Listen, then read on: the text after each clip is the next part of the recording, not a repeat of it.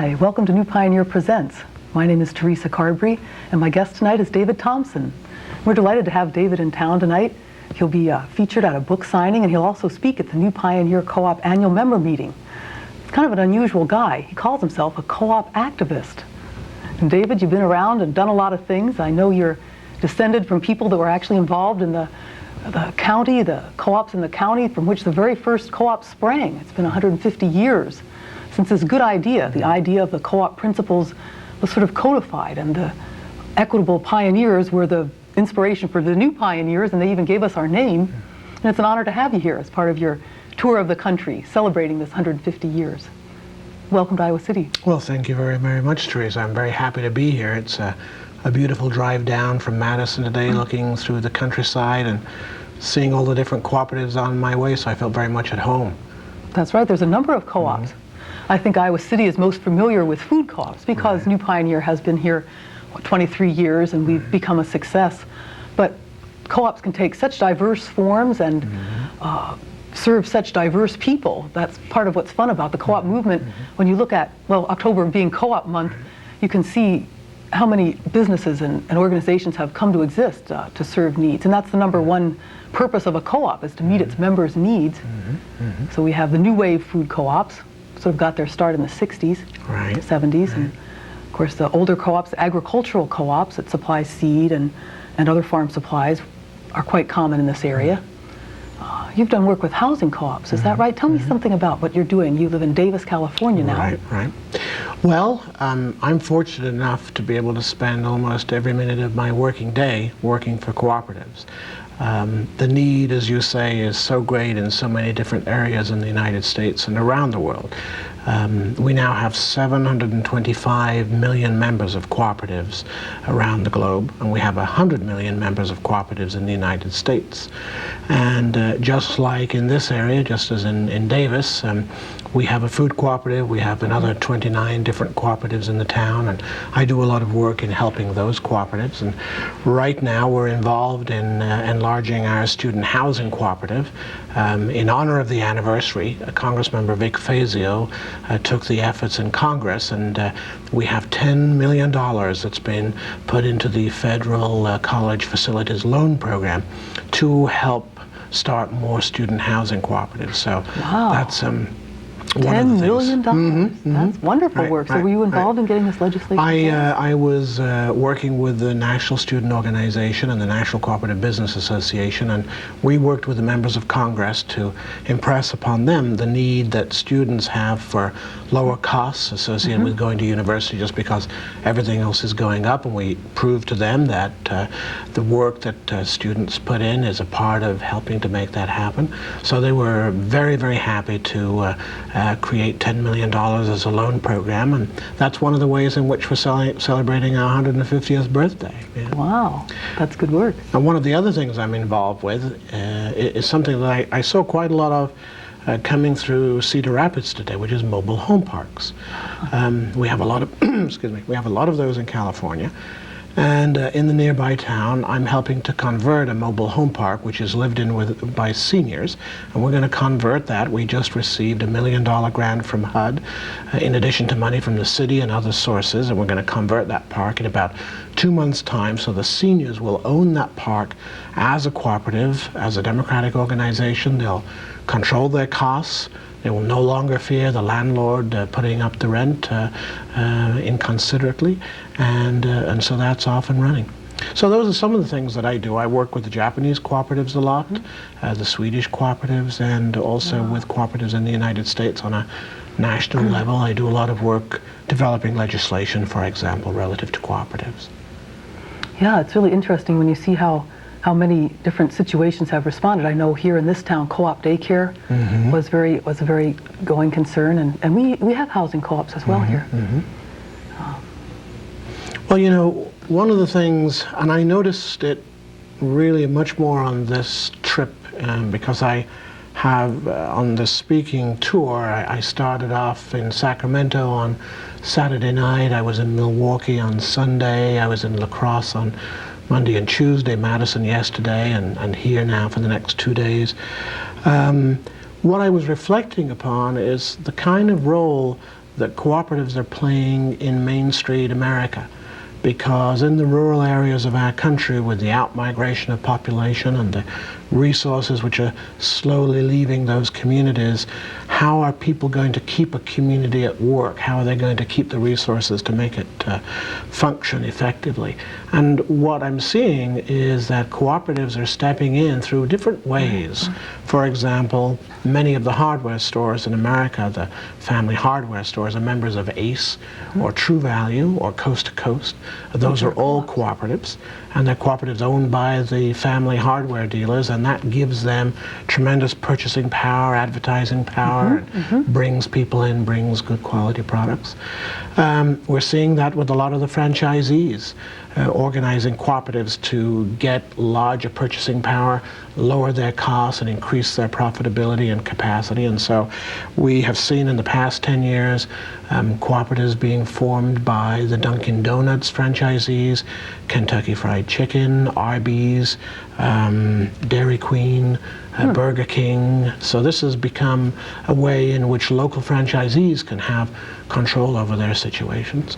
So there's really two kinds of co-ops. One would be a consumer co-op where we would be members of the food co-op and would buy and eat the food ourselves, consume it ourselves. Another might be sort of a business co-op where, say if all of the florists in our area are sending a van to Chicago to pick up flowers, they all get together and say, let's share and we'll each go one day to pick up the flowers and so forth. That would be a business co-op. In fact, there is a cooperative in Chicago called Metro Florist Delivery, which is that very thing by all of the florists in the area. I think consumer co-ops kind of excite my imagination most, and what's exciting for me about the co-op ideal is that often persons who are disenfranchised, whose needs are not being met, who have very limited resources taken singly or as a household, are able to join together to become stronger and to meet their own needs. And that certainly was true of the Equitable Pioneers in 1844. They were a pretty hard luck case. Tell us some of what you know of that. Well, I think a little earlier you talked about need. That is a crucial factor for people organizing a cooperative, no matter what it might be. And it's hard to imagine in many ways the quality of life or the lack of quality of life that was occurring in Britain in the 1800s. Well, it led to the French Revolution in that country. That's a pretty violent revolution, was in ways. In your book, you almost say, without really saying, that you think that the Industrial Revolution and the harshness of the conditions in Britain were modified by the resourcefulness of creating the co-op ideas and maybe prevented a violent revolution such as took place in France. Well, there was plenty going on. There was plenty that people were fighting for, democracy and a better quality of life and less hours working at the factory. And honest weights when you purchase food. So the only place that you could get honest weight was at the co-op. Everywhere else, they had their thumb on the scale. And the co-op played a very major role in changing all of the laws in England that are related to honest weight and measure. They set the benchmarks for how the rest of the grocers had to conduct themselves and how the law would be adopted, and they forevermore made sure that people got an honest pound of whatever it was they were buying. And in fact, in many ways, it used to be called the co-op pound because the co-op pound was the only real pound. You know, I love it. But the other element was unadulterated food. People used to put chalk in the flour. They would put branches and leaves in the tea. There wasn't a thing that people didn't leave alone during the time. And the co-ops pulled together a laboratory a little later on, shared by all of the other cooperatives in the region, and they tested all of the products coming from manufacturers for their chemical content. And then in the 1870s, they all went off and they bought a large farm with their cooperative agricultural land holding company, and they started the first organic farm in Britain. With residents. And today, the co-op in Britain is the largest farmer. They farm over 40,000 acres. And they have the largest organic farm in Britain, and it is the most visited farm in Britain. So the co-op continues to be at the forefront of the changes that consumers are looking for in society. Well, this consumer advocacy is really something that co-ops are uniquely situated to provide. You would never lie to your own members to make a buck, but I know that sometimes in reading of the book, your book, Weavers of Dreams, I really enjoyed this one story. Of course, one of the co-op principles is that of education, continuing to educate your members and shoppers. And when the first unadulterated flour became available, they ambitiously decided that they would put some of these persons who have been blackballed for their labor activities to work in a mill, while the mill was grinding fresh whole grain, and the product was very different from the unadulterated product. People were so unaccustomed to it that it seemed the mill would go bankrupt because people were so unaccustomed to it. Then they said, no, we have the co-op principle of education. And so with a very vigorous educational campaign, why they were able to convince their members to seriously try the unadulterated, fresh, whole grain product, and were able to make a success of it. I love that story. Well, you can think about it if you go back to, let's say, 10 years ago, when white bread was the fixture of America, and the cooperatives began introducing brown bread and different other types of breads, and people wondered what was in that, what was wrong with it, you know. But think about it now, you know, people are looking for the kinds of breads that the cooperatives pioneered, and I'll use that name in your honor, and probably in this city too. People look now for a brown bread as their sense of a better bread than a white bread. So we've made a lot of progress, I would say, in the past 20 years through the help of the food cooperatives like yourselves. That's right, and it's funny because the food cooperatives got their beginning because they wanted to meet their own need for wholesome, healthful food, and no one else thought it was even worth getting into. It was like a trend or just some kind of weird fad that these nuts were going to get over. And now it's funny, having come to develop a very strong market in the natural foods, to be really successful over time, a co-op needs to listen closely to its members, and so it was almost a challenge to the co-op's original founding focus on strictly health and natural foods, to say, well, you know, we're listening to our members, and it turns out our members enjoy fine coffee. Gee, our members enjoy a glass of wine with dinner, some of them.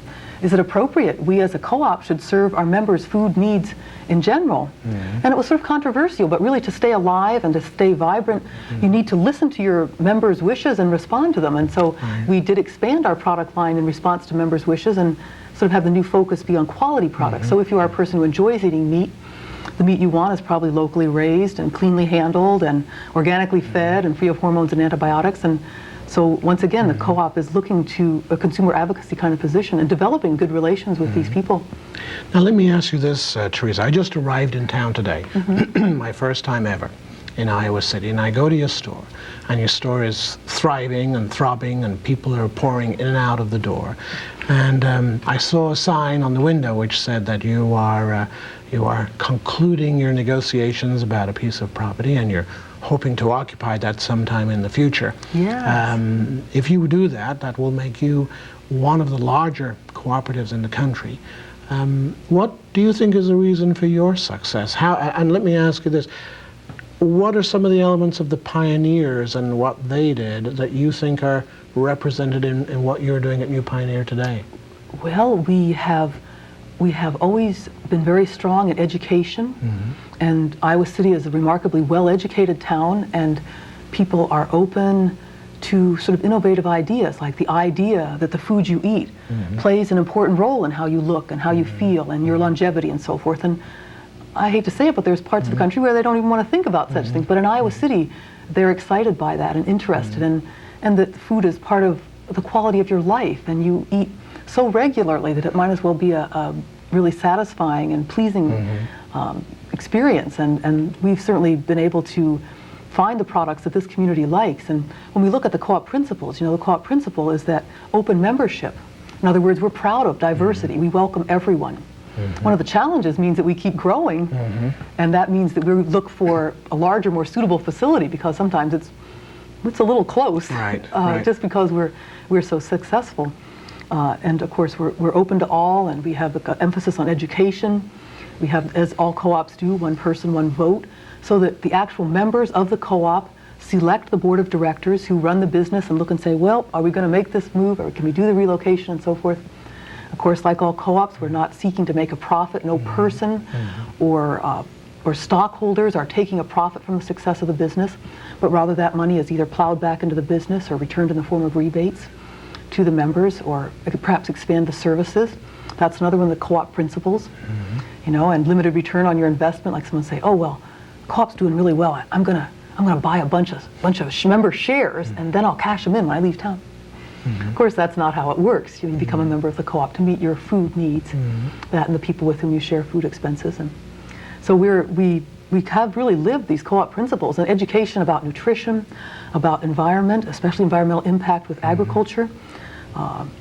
These are all things that are critically important to and how to shop in an ecologically sound way. We pioneered that. In the very beginning, shopping in bulk. We practically introduced this town to how to shop in bulk. And then cooperation among co-ops. In a way, we gave birth to both Frontier Cooperative Herbs, which is now very large, nationwide wholesaler of herbs and teas and coffees, and also Blooming Prairie, which has really continued their focus on natural and whole foods and serves a 7-state region. So we are kind of the mother of co-ops, and of course, part of the 6th co-op principle, co-ops supporting other co-ops, would be to buy from other co-ops and support co-ops around the world, really, buying coffee from coffee co-ops and third world countries. Tell me about your international co-op experience. I'm very intrigued. We're kind of provincial, in the States. We think this is the whole beginning, the middle, and the end. Yeah. Well, I mean, one thing I would say is that what you are achieving here is very, very important. It's a critical type of model of community-based development that it takes a while to spread and slowly build, but you're doing it by yourself. You're empowering people as that happens. People have a better understanding of the economy and the role of the cooperative in the community. I read something the other day that just made so much sense to me to think about. It was in the Wall Street Journal, where mutual funds in the past 8 months had pulled $30 billion out of treasury bonds and mortgage certificates, and had reinvested that in other monies, and had purchased $49 billion of foreign stocks. And I thought about that from the point of view of the one thing about cooperatives and credit unions are, wherever they are, they invest in the community. They return their profits to the community. Their growth and expansion occurs within the community. It doesn't leave anywhere. It doesn't go anywhere. It just stays and helps to do that kind of local community development. And when I think about that kind of money in 8 months period going into foreign stocks and, our pension funds, going into buying stocks in companies overseas. We may not like the politics of it all. Why aren't we investing in ourselves? Yeah. But going back to the international area, I think one of the hopeful things that are occurring in this world is that people in countries very much like the pioneers of Rochdale, as they have a few dollars in their pockets and they're looking for how to deal with their own food, their own credit, their own housing, their own health, their own work, they go out and form cooperatives. The idea is so universal. It is so applicable. And as they do that, they go and find out, well, what's the best way to do it? People are pretty smart. They don't want to waste their time or their money. And they rediscover, like all of us have done, the Rochdale principles, the cooperative principles about how is the way to do this, and they go off and learn from other cooperatives. But there are some marvelous examples around the world of cooperatives that are definitely changing not only people's lives on a local level, but the economics of the community. I'll use the dairy cooperatives of India, have really transformed rural India, bringing Hindu and Muslim together in the same cooperative. It's the same milk, it's the same cow, it has to get sold to the same customer. Let's join everybody in the village to form a cooperative. It's probably the major organization in India that has as members both Hindu and Muslim. You have the efforts of people like Ben and Jerry's and other companies investing time and effort in the rainforests of Brazil and creating cooperatives, excuse me, creating cooperatives there for the native peoples to be able to stay in their communities, have additional money, participate in the cash economy, no longer have to leave their land and their peoples to go off to the big cities where in time their peoples will die. So those cooperatives are keeping those people alive. And they're just story after story that I think are so wonderful because they give people hope, and they give them something to have in their pocket. And folks, through those cooperatives, can unite what little they have. But my uncle once said, and he was the mayor of a little city in the north of England near Rochdale, if you collect enough pennies from poor people, you will have the riches of pounds for your organization. That, you know, as long as you have millions of poor people, and as long as poor people do come together, as long as anybody, any little people come together, whether it be the florists or the hardware dealers or whomever, if the little people come together with their resources, they can then get a lot. It's funny to see how different groups at different times have taken this up. So I suspect we'll have a very interesting time while I'm here in Iowa City. We're going to give you a tour and look at the store. Interesting things happening at the store. You mentioned bread as one of the ways that New Pioneer is taking some of the resources generated by our community. We have bread in your community. A vision to offer the town some really very fine bread, bread worth eating, sort of a cultured European style breads of remarkable variety. Now that's our most exciting project coming up. And you're going to open up another store, another place where this bakery we hope will to be? relocate. We talked about how quarters are sort of close. We've kind of outgrown our facility. I guess that's good because it shows we're successful.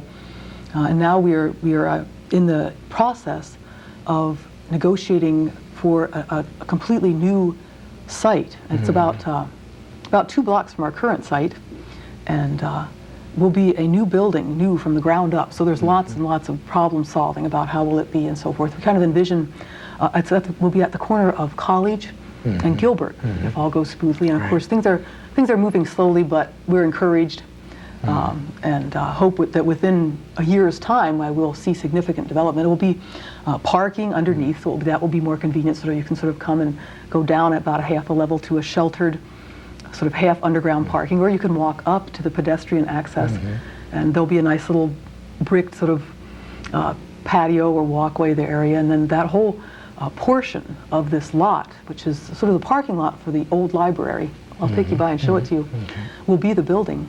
And then above will be apartments. And we're even going to use the heating and cooling from the compressors and freezers to heat and cool the apartments. So this is the kind of problem solving that takes a little while. But we're excited about that, and it will be a much nicer, more modern, new facility. That's our biggest dream, I guess, we've got going. Well, that's great. I was just going to, I know we're probably getting close to the end here at some point. Just to recount a little bit as to what has happened in Rochdale this year, because it's been pretty exciting. We had a delegation from the cooperatives of the United States go to Rochdale and participate in the opening celebrations which occurred in May of this year. And they've maintained those buildings, haven't they? Oh yes, the original store is still there. It says Co-op Tea. Right, and it's maintained as a museum now, and it's a very, very beautiful little building, and it really contains the heart and soul of the cooperatives in there. So there was the meeting of the Cooperative Congress of Britain. There were around about 1,000 delegates from all of the cooperatives from all over Britain. There were about 200 representatives of other cooperatives from around the world, and greetings came from many dignitaries and presidents and prime ministers. And the mayor of Rochdale himself. And the mayor of Rochdale himself, absolutely. And we were able to, for the American delegation, arrange to have a special commemorative dinner in the library above the store, where all of the education work had gone on. Where everyone would get together and eagerly read the newspapers, because people were so poor they couldn't afford a newspaper. But they would buy a newspaper and then share that information. Exciting. The women, too, very active. And then they had 60,000 people in August in Rochdale to witness the making of the largest pancake in the world, which is now going to be in the Guinness Book of Records. Because August was when they had their first meeting. And August in Britain is, at least you have a better chance of not having rain, you know. So they have the biggest pancake in the world, and made out of the ingredients of the 4 food items that they sold when they first opened: flour, oatmeal, sugar, and butter. That's wonderful. So that was, so now I can remember what are the first 5 items, because we also had candles. Yes, the gas wouldn't turn on, the company wouldn't turn on the gas because they disapproved of these rabble-rousers. Tell me that's right. Well, be careful when you move, that if you tell the gas company that you're the co-op, they might not turn your gas on. Right. I think they're with us. Right. So the finale to all of this is on December the 21st, that I and my family will be attending in Rochdale, where the children are going to be dressed up in the costume of the day, and they will parade in a candlelight procession from the town hall to the original co-op store, and then people in dress uniform will reenact the taking down of the shutters and the reopening of the store. Which happened on December 21st. December 21st. They chose the solstice night. So there will be a choir and a band, and there will be a large laser show at the end of this all to sort of show the past and the future. But we're going to be very, very happy to be a part of that, and to sense the pride that millions of people have around the world in this idea that was started by 28 very, very humble weavers who have given all of us in cooperatives a tremendous amount of meaning. Thank you, David. My guest today has been David Thompson, author and co-op historian, co-op activist. Thank you very much. My name is Theresa Carbrey. This has been New Pioneer Presents.